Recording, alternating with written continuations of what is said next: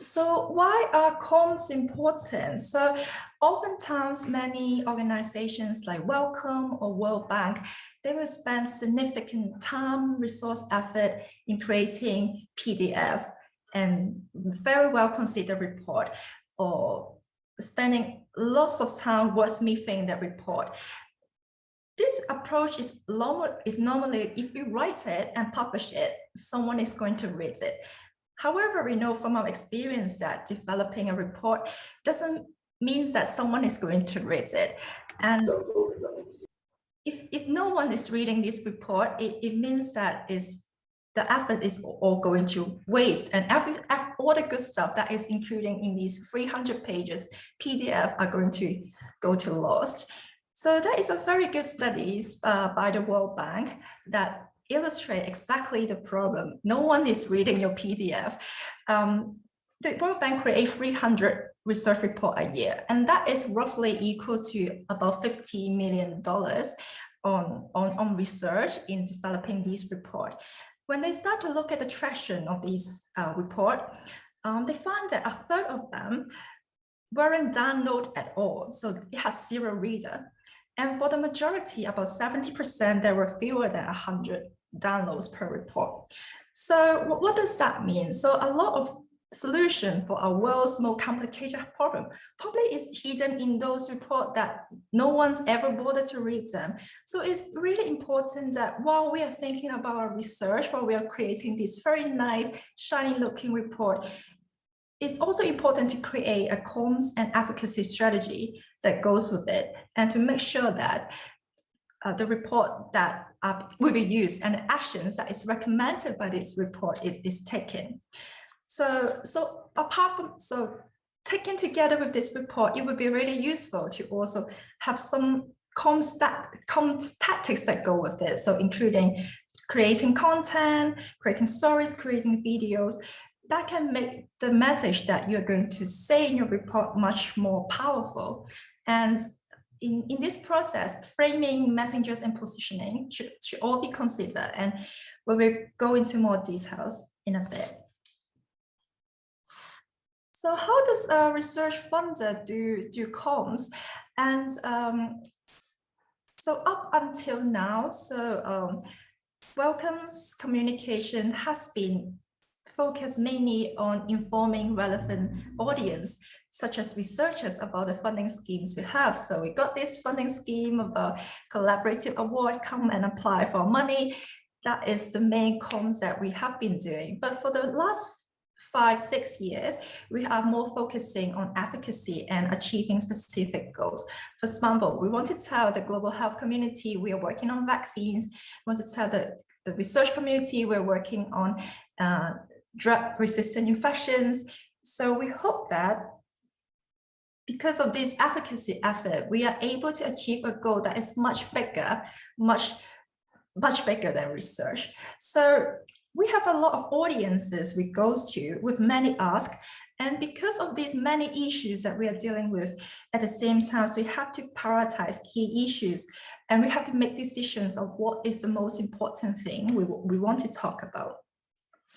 And Wellcome as an organization has a lot of expertise in-house, and people want to know what Wellcome thinks on things and what we recommend. And so they will reach out to the expert within Wellcome, ask for their opinions.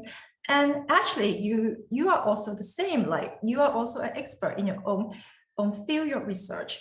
So you also have that abilities to influence, the abilities to advocate for your own work.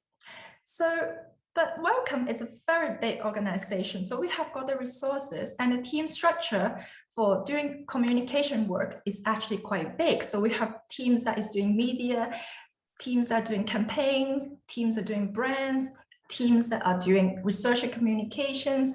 So everyone in the teams has a very different dedicated role, and they usually don't have a science background. They have a comms background, so they really knows what they are doing, and they advise on us, people with a science background, what should we do with our work? How can we maximize the impact of our work? So as probably you can appreciate from the last slide that probably the media approach of a funder is quite different, it's quite uniquely positioned. And that's because a funder funds all sort of work. So we fund the entire spectrum of our medical research. It's impossible for us to cover everything that we fund. So instead, like I mentioned just now, we have to look for things that is going to go for maximum impact. We often call it an integrated approach, and we try to reach audience that we can influence, and that people that we can influence can move on to influence other people. So it's probably quite different from how individuals press office work in a university. So in a university, so in an institution, if you work with your press office, you will know the more you talk about your work, the more profile you will get. You will get a lot more people looking at the press release on that nature paper you publish. So, but a funder is quite unique in this approach that we do not take in every opportunities to tell single stories. Of course, these single stories means a lot to us, but this is not what we do in our comms approach. We like to draw on work and impact from collaborative projects. So something that has got a theme, and then we then zoom out and connect through the dots that we fund, the project we fund, and make it something bigger and something that is probably worth the effort to put in a bigger campaign or put in a higher impact paper. So as a funder, because we are funding research in so many areas that we are uniquely positioned to do this. So because of this, our funders usually do not press release individually funded projects or studies. It's also that we simply do not have that, we simply have too many expectations that is coming from the universities or in the students themselves. But things is, we do offer support. Like if your studies is funded by Wellcome and you need some advice on your comms approach on advocating your studies, we do help on advising on the how you can pitch your study. So on the other hand, we also work with like any press office as well. We also look after our staff and preparing Q&A for them. And we also oversee the social media and use basically the same principles that I mentioned just now to make sure that Wellcome's voice is heard with the maximum effect. So talking about how very huge science organizations deal with communications, but as a researcher, it's also very important for you to consider comms as well. And this is something that it probably doesn't want to take all the aspect on, but there are things that you can take and you can integrate it in your planning when you're doing your research. So how do you approach comms planning? So first of all, there are a few questions you want to consider when you are starting to plan about your comms. The first one is probably the most important one, and why do I want to communicate with the public? Understanding of objective of your communications should always come first. So chances are, if you don't understand why you are doing this, then you're probably not worth your time doing this. So having a very clear objective will make your public engagement much more successful. So think about the goals of why do we want to do it. It's not because that I come to this course and the people ask me to do it. Think about why do we want to do it. And the second one is who do I want to reach with my communications? So same with finding your audience. So it's quite important to identify who is a key audience and who isn't, because it will help you to target your message in a way that make your communication more effective.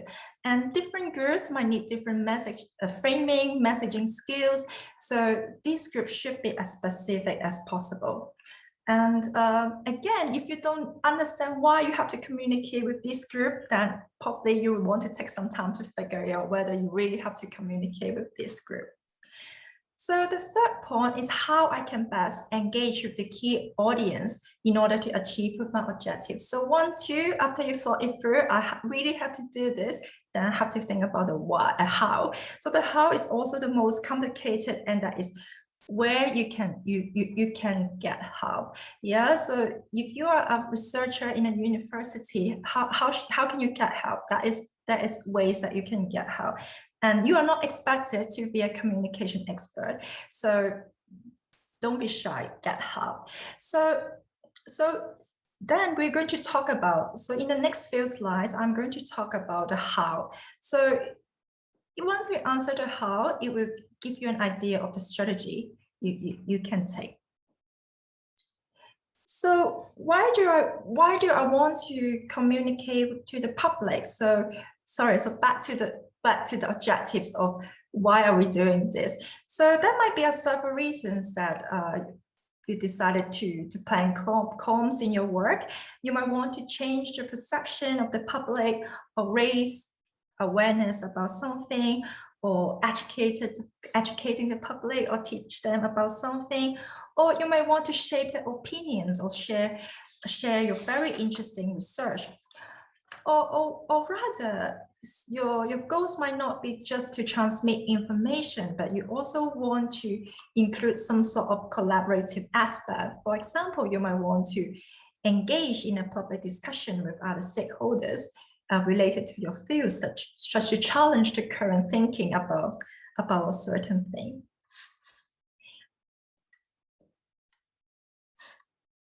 So what are our goals from our comms perspective? So you've got the objectives of your comms plans now. So what are our goals? What boxes we want to take if we want to think about comms? So I think there is a few challenge, and then I want to explain the challenge, and then I want to explain about the goal and the output of this challenge. So I think the first challenge is to have a coherent narrative for your work. So a narrative, what do I mean by narrative? Narratives is the way that we talk about ourselves to an external audience. So, but having a narrative is difficult because it's hard to talk about your program of work. So you're not working about a single thing. You're not working about just your PCL for today. You're talking about a whole research program. They link closely to each other. So so the aim for the first challenge, your first goal for communication, is to find a coherent way to talk about your work that you're comfortable to use it externally. Well, internally as well, but we probably talk about externally in here. The second challenge is to choose what is the most important thing you want to talk about. So you have so many great projects, you have so many great things going on. It might be very difficult to prioritize what you want to talk about, while also making sure that what you're going to talk about is also tightly related to your program goals. So the goal here is to pull out the key themes and the topics you most want to champion, and then once you think about what is most important for you, then you can create the tools to help you talk about them, and create these tools to talk about. For example, some of these tools can be the messaging, like how do you want to talk about your work, how do you want to frame your work, and also the talking points. So something that probably easy for people with our science background to understand, something that is more lay, and so that can be the output from what you have prioritized to talk about. So finally, there is a large variety of different audiences that so that can be a large variety of different audiences that we want to talk to, which is not a big thing, but it is with the hope that if you have already got your most important issues in place, then we can decide on who are the most important audience we want to target, then we can develop a plan that can hit all these audiences.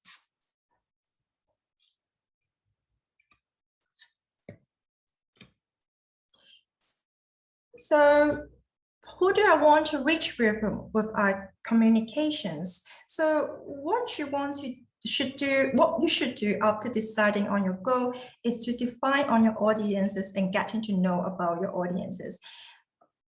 Maybe at this point you have concluded that your goal can be reached by engaging with many audiences. So that is great. You got multiple people you want to reach out to. But what you need to do now is to consider each group separately. So when we are doing communications, there are multiple groups and they are quite diverse. So they can be journalists that you talk to and they can put your story on a newspaper online, or they can be the general public that just want to understand more about research, want to have fun with science, or they can be research participants, that people that you want to recruit into your clinical studies, which I'm going to give you an example in a bit. Or they can be policy makers. They want to understand, let's say we got a research showing that certain people not having enough confidence about the vaccines because they're from a certain background. And the policymaker might want to use this evidence to do something about it, to do something in the policy to encourage these people to take the vaccines. So this is another group. And finally, there's also the advocacy group as well. So people that has got a certain, they are advocating for certain medical issues, and you might want to discuss with them about your research as well. So all these groups might have different goals. So you got your own goals, all these groups might have different goals. And what might that be? They might want to learn something. For example, the general public might just want to learn something about science. They want to attend public lectures. But the policymakers, they probably want to be a part of the discussion. They want to understand, with your research, what can I do with the policy? Should we do something to change our practice? Or the journalists, they might want to just find a good story. So they might have different goals as well. So all these groups, we will need to tailor our message for all these groups differently. They will have different asks. So this is something that we will talk about later. So if you want to understand how the general public sees some of the issues in science, there are some great resources out there that is looking at how public thinks about science. So Wellcome is funding the largest global survey and has asked a lot of people in more than 140 countries for their opinions about science and other health-related issues. So some of the things that they have asked in the surveys includes vaccines, confidence, safety, and also how attitudes to vaccines correlate with trust in science, etc. So this kind of information might become even more valuable as we are in this COVID-19 era. So if you want to understand, before you do your comms, you want to understand what is the baseline perception of issues in science. You might be very good to go into these surveys and look at what is the baseline. So the EU also do a similar survey as well.